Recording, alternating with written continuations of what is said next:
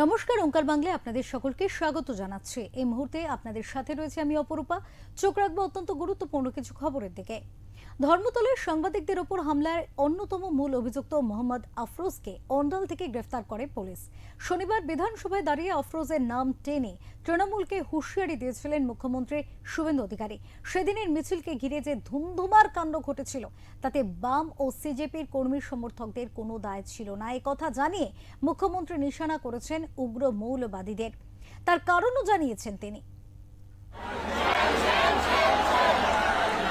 আক্রান্ত সাংবাদিকদের স্বতঃস্ফূর্ত অভিযোগের ভিত্তিতে ইতিমধ্যেই 7টি মামলা দায়ের হয়েছে এবং 14 জন চিহ্নিত দুষ্কৃতীকে গ্রেফতার করা হয়েছে। নতুন গুন্ডা দমন আইনের অধীনেই এদের বিরুদ্ধে দৃষ্টান্তমূলক পদক্ষেপ নেওয়া হবে বলে ফের জানিয়ে দিয়েছেন মুখ্যমন্ত্রী শুভেন্দু অধিকারী। রবিবার ফের তিনি এই ঘটনার নেপথ্যে উগ্র মৌলবাদী এবং বিদেশি মদতপুষ্ট চক্রান্তের অভিযোগ এনেছেন। একই সঙ্গে কার্গিল বিজয় দিবসের এক কর্মসূচিতে সাংবাদিকদের মুখোমুখি হয়ে তিনি স্পষ্টভাবে জানিয়েছেন, প্রকৃত নিট পরীক্ষার্থী বা আন্দোলনকারীদের সঙ্গে এই হিংসাত্মক ঘটনার কোনো সম্পর্ক নেই। ককরোচ জনতা পার্টির মিছিলে অনুপ্রবেশ ঘটিয়ে মূল ধারার সাংবাদিকদের রক্তাক্ত করা হয়েছে। অভিযুক্তদের বিরুদ্ধে নতুন গুন্ডা দমন আইনের অধীনেই দৃষ্টান্তমূলক পদক্ষেপ করা হবে বলে সাফ জানিয়ে দিয়েছেন মুখ্যমন্ত্রী। এদের সঙ্গে ককরোচ পার্টি নিট আন্দোলনের কোনো সম্পর্ক নেই। এরা কেউ ছাত্র নয়, এরা কমপ্লিটলি জামাতি মৌলবাদী এবং ভারতবর্ষকে দুর্বল করতে চায়, অশান্তি করতে চায়। আর গত 10 সপ্তাহ ব্যাপী যে বিজেপি রাষ্ট্রবাদী সরকার চলছে, তারা যে সিদ্ধান্তগুলো আইন কার্যকর করার ক্ষেত্রে নিয়েছে, সেই যন্ত্রণা থেকে এই অসভ্যতামিটা এরা করছে। এরা কেউ আন্দোলনের লোক নয়, ছাত্র নয়, এরা গুন্ডা দমন আইনে ব্যবস্থা হবে। ধর্মতলের সাংবাদিক নিগ্রহের কথা বলতে গিয়ে অতীতের সরকারের প্রসঙ্গ টেনে আনেন মুখ্যমন্ত্রী। বছরের পর বছর ধরে আক্রান্ত হয়েছে। 23-এর পঞ্চায়েত ভোটে কি অবস্থা হয়েছে আপনারা দেখেছেন, 22-এর পুরো ভোটে কি হয়েছে, ভাঙড়ে কিভাবে পিটানো হয়েছে, সন্দেশখালীতে পিটানো হয়েছে, অভয়া আন্দোলন, আরজিকর আন্দোলনে কিভাবে মার খেয়েছে রিপোর্টাররা, কিভাবে রক্তপাত হয়েছে। না প্রেস ক্লাব কোনো ভূমিকা নিয়েছে, না তদানীন্তন মুখ্যমন্ত্রী বা পুলিশ কোনো ভূমিকা নিয়েছে, না কেউ গ্রেপ্তার হয়েছে। কিন্তু এবারে আপনারা দেখেছেন, আমরা গণতন্ত্রের চতুর্থ স্তম্ভ শুধু ভাষণে বলি না, কাজও করি। আমি তৎক্ষণাৎ পিজিতে ছুটে গেছি। একই সঙ্গে মুখ্যমন্ত্রী জানিয়েছেন, প্রশ্ন ফাঁস এবং জালিয়াতি রোধে কেন্দ্র সরকারের নীতি জিরো টলারেন্স। বিলে করা জরিমানা এবং সাজার বিধান রেখে দ্রুত বিচার নিশ্চিত করতে ফাস্ট ট্র্যাকিং এর ব্যবস্থা রাখা হচ্ছে, যা দেশ জুড়ে স্বচ্ছতা বজায় রাখতে বিশেষ সাহায্য করবে। ব্যুরো রিপোর্ট, ওঙ্কার বাংলা। শনিবার বিধানসভায় দাঁড়িয়ে ধর্মতলায় সাংবাদিক নিগ্রহের ঘটনায় অভিযুক্ত মোহাম্মদ আফরোজের তৃণমূল কানেকশন নিয়েও মন্তব্য করেন। মুখ্যমন্ত্রীর এই মন্তব্যের এবার পাল্টা জবাব দেন তৃণমূল বিধায়ক কুণাল ঘোষ। পরশু অর্থাৎ শুক্রবারের যে মিছিল থেকে কোনো সমস্যা তৈরি হয়েছিল, সেখানে কিন্তু তৃণমূল কংগ্রেস সেখানে ছিল না, এবং দিল্লির যে সম্পর্ক ছিল না, যে কারণে গতকাল শনিবার তৃণমূল ছাত্র যুবরা আলাদা মিছিল ডেকেছিলেন। এখন যদি শুক্রবারের ঘটনা থেকে আপনারা যেটা বলছেন বা যেটা চলছে যে অমুকের সঙ্গে দেখা গেছে, অমুক ব্যক্তিকে দেখা গেছে, তো ওটা তো ভালো তৃণমূলের ভালো ছেলেরা, ওর সঙ্গে আমাদের মতো খারাপ তৃণমূলের তো সম্পর্ক নেই। যারা ভালো তৃণমূলের ভালো ছেলে হয়ে গেছেন, তা তাদের দায়টা আমাদের ঘাড়ে চাপাচ্ছেন কেন? আমরা তো খারাপ। আমি আবার বলছি, শুক্রবারের মিছিল, সেখানে মমতা বন্দ্যোপাধ্যায় নেতৃত্বাধীন যে তৃণমূল কংগ্রেস, তারা জড়িত ছিল না। দিল্লির যন্তর মন্তরে সিজেপির তরফ থেকে যে আন্দোলন হয়েছিল, সেই বিক্ষোভের সমাধান ইতিমধ্যে সিজেপির দাবি এবং কেন্দ্রীয় সরকারের তরফ থেকে নেওয়া পদক্ষেপে হয়ে গিয়েছে। কিন্তু সেই বিক্ষোভের রেশ টেনে প্রতিবাদী মূর্তিতে পথে নামতে দেখা গিয়েছে মমতা বন্দ্যোপাধ্যায়কে। যদিও ততক্ষণে কিন্তু অনেকটাই দেরি হয়ে গিয়েছে। কেন্দ্রীয় শিক্ষামন্ত্রী পদত্যাগ করে প্রাক্তন হয়ে গিয়েছেন। সিজেপিও তাদের আন্দোলন প্রত্যাহার করে নিয়েছে। এখন কথা হলো, সমস্যার সমাধান হয়ে যাবার পরেও সেই সমস্যার লেজ ধরে থাকার মানে কি? তবে কি বিরোধীদের কাছে বর্তমান রাজ্য সরকারের কাজের বিরোধিতা করার মতো কোনো বিষয় নেই রাজ্যে? নাকি এই মুহূর্তে দলের উপস্থিতি বুঝিয়ে মানুষের চোখ টানার আপ্রাণ চেষ্টা? বয়সের ভার উপেক্ষা করে দিদি যখন স্কুটির পিছনে চেপে পথে নামছেন, দলীয় কর্মীদের থানা থেকে ছাড়িয়ে আনতে ছুটছেন, তখন দাদা অর্থাৎ অভিষেক বন্দ্যোপাধ্যায় কোথায়? তিনি কি তবে এখনো ডিম ফোবিয়ায় ভুগছেন? প্রশ্ন উঠে আসছে অনেক।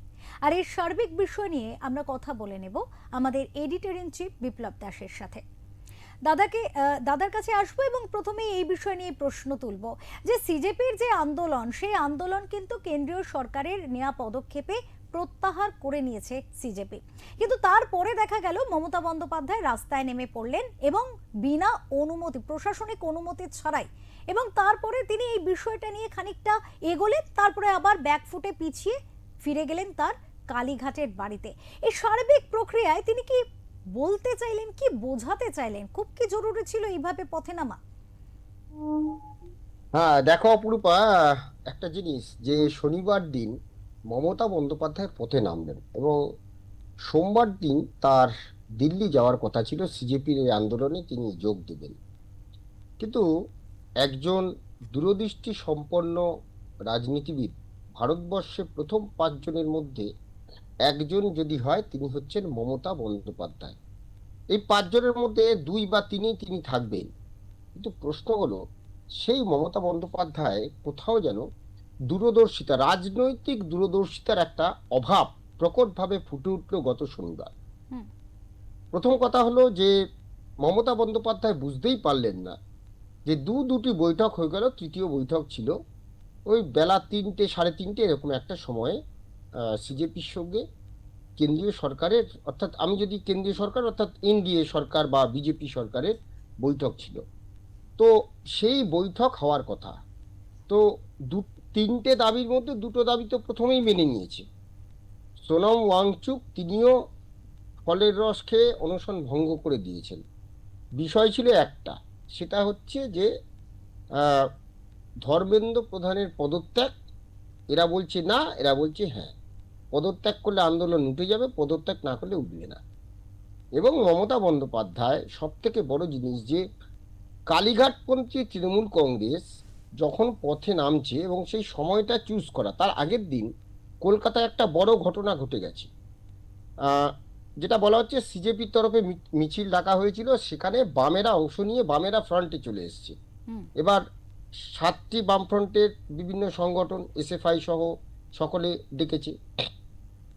কিন্তু সেখানে সাংবাদিক নিগ্রহের পরে যে ঘটনা, সেটা হচ্ছে যে দায় কার, এ নিয়ে একটা বড় প্রশ্ন। একদিকে বলা হচ্ছে সিজেপি ডেকেছে, অন্যদিকে বলা হচ্ছে বামেরা ডেকেছে। তো বামেরা কিন্তু যদি ডেকে থাকে, তারা কিন্তু এই সাংবাদিক নিগ্রহ, সাংবাদিকরা আক্রান্ত হয়েছেন, তার দায় তারা নিতে চাননি, তারা একটা দায়সারা গোছের একটা বিবৃতি দিয়ে জায়গায় খালি করেছে। কিন্তু মমতা বন্দ্যোপাধ্যায় উচিত ছিল যে শুক্রবারের এই ঘটনার পরপরই একটা কোনো বিবৃতি দেওয়া। কেন সাংবাদিকদের নিগ্রহ করা হলো বা আক্রান্ত হলো? কারণ তিনি তো এই যে বাম আন্দোলনের বিপক্ষে ছিলেন, মানে বাম আন্দোলন করে, বামেদের পক্ষে আন্দোলন করে তিনি উঠে আসা একজন নেত্রী, তিনি কোনো বিবৃতি দিলেন না।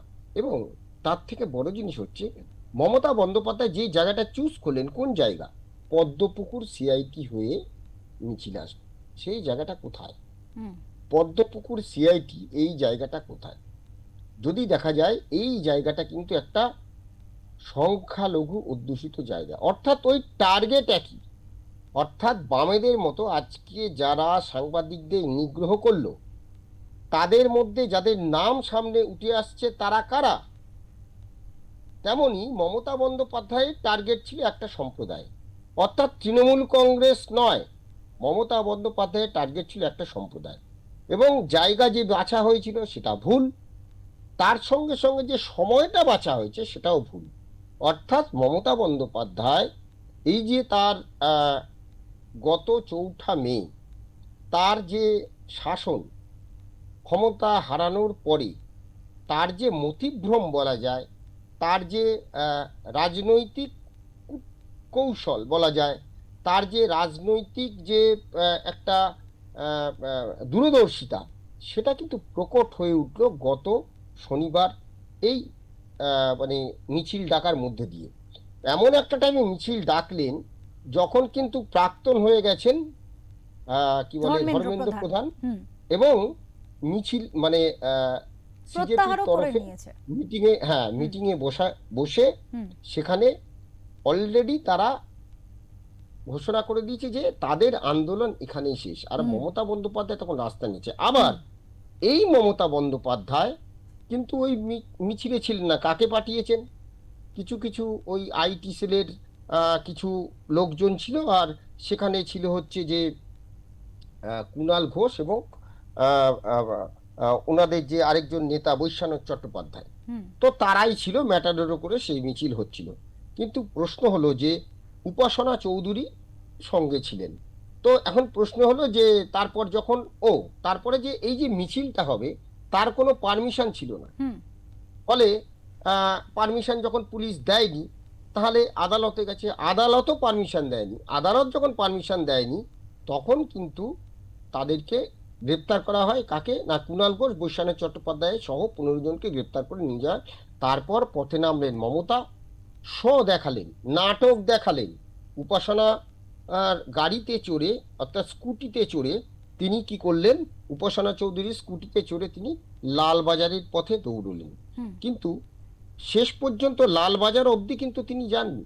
হুম কিন্তু তাকে ওই ফলো করা, তাকে ওই যে ছবিটা দেখানো, অর্থাৎ একজন বর্ষিয়ান নেত্রী স্কুটির পেছনে বসেছেন, যদিও তিনি আইন ভেঙেছেন, তিনি মাথায় কিন্তু হেলমেটটা পরেননি।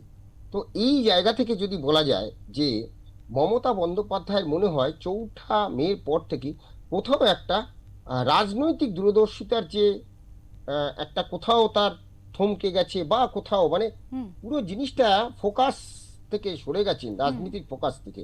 এবং সেই সঙ্গে তার ভাইপো, হুম তিনি এত বড় বড় কথা বললেন, আবার নাকি 2031 সালে তিনি ক্ষমতায় আসলে ঠিক বিজেপির পার্টি অফিসগুলো ভাঙবেন। তার ভাইপো কোথায়? ওই কি ডিম থেরাপির ভয়ে তিনি এলেন না?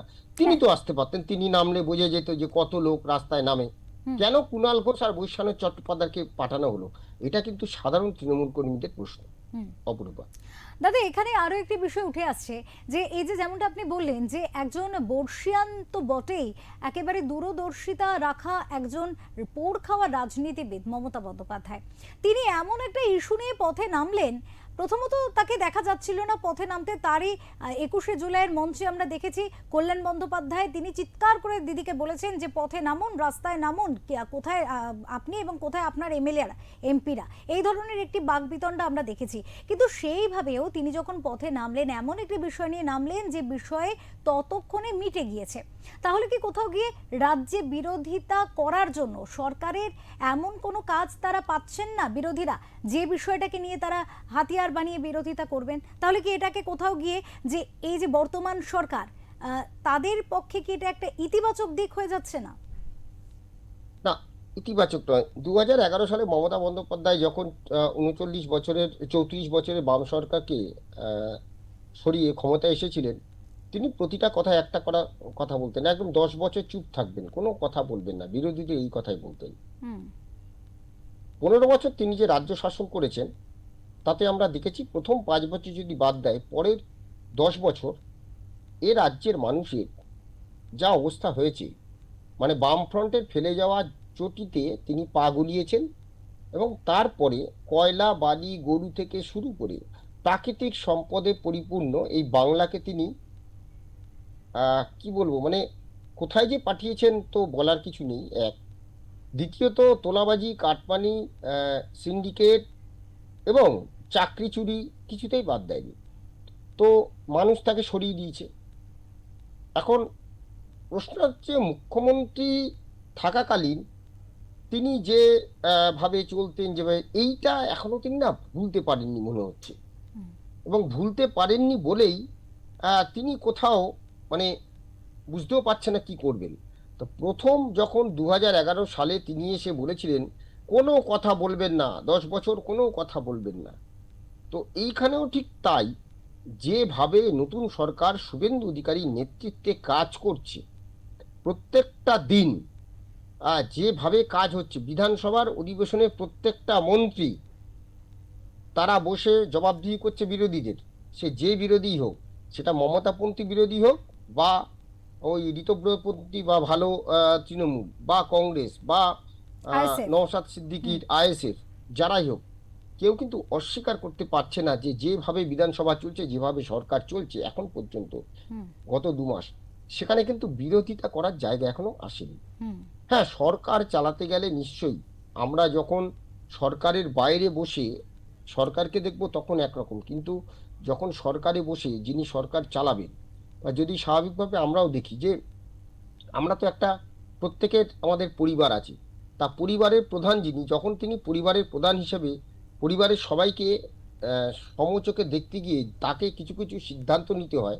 আর যিনি পরিবার চালাচ্ছেন না, পরিবারের বাইরের কোনো সদস্য, তাকে তো সেই সিদ্ধান্ত নিতে হয় না। ফলে আহ, তিনি বোঝেন যে কোথাও ঠিকঠাক করে রাখতে গেলে কোথাও কিভাবে চালাতে হবে।